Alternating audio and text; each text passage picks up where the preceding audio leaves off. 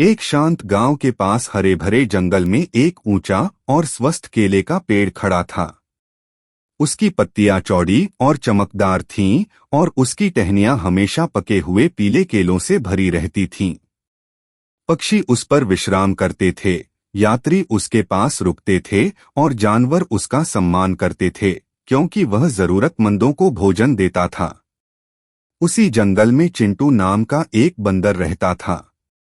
चिंटू तेज और चतुर था, लेकिन उसमें एक बड़ी कमजोरी थी, लालच।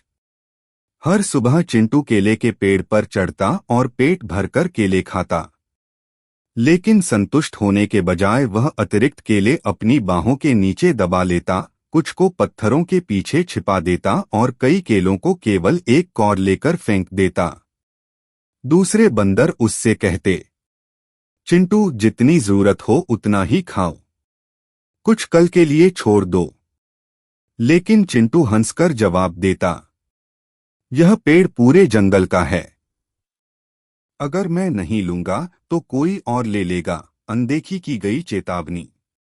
एक दिन एक बूढ़ा कछुआ धीरे धीरे चलते हुए पेड़ के पास आया और प्यार से बोला, प्रिय बंदर, लालच मुसीबत लाता है। प्रकृति सबको पर्याप्त देती है, बस हमें समझदारी से लेना चाहिए। चिंटू ने उसका मजाक उड़ाते हुए कहा, तुम बहुत धीमे और बूढ़े हो, जीवन का आनंद लेना तुम क्या जानो।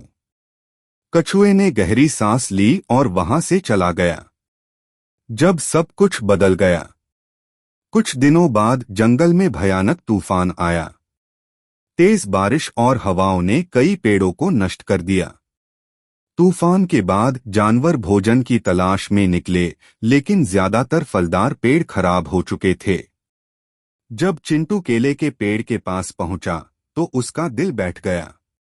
पेड़ सूख और टूट चुका था। आसपास की मिट्टी भी कमजोर हो गई थी, क्योंकि चिंटू ने उसे बहुत ज्यादा नुकसान पहुंचाया था। टहनियां तोड़ना, डंठल खींचना और केलों को पूरी तरह पकने न देना। वहां एक भी केला नहीं बचा था। भूखा और डरा हुआ चिंटू उन केलों को ढूंढने लगा जिन्हें उसने पहले छिपाया था, लेकिन वे सब सड़ चुके थे। पछतावा और समझ, कमजोरी और भूख से परेशान होकर चिंटू टूटे हुए पेड़ के नीचे बैठकर रोने लगा। तभी वही बूढ़ा कछुआ फिर आया और शांत स्वर में बोला, लालच सिर्फ दूसरों से ही नहीं छीनता, बल्कि हमारे भविष्य से भी छीन लेता है। चिंटू ने शर्म से सिर झुका लिया। मैं मूर्ख था, मेरे पास सब कुछ था, फिर भी मैंने सब खो दिया।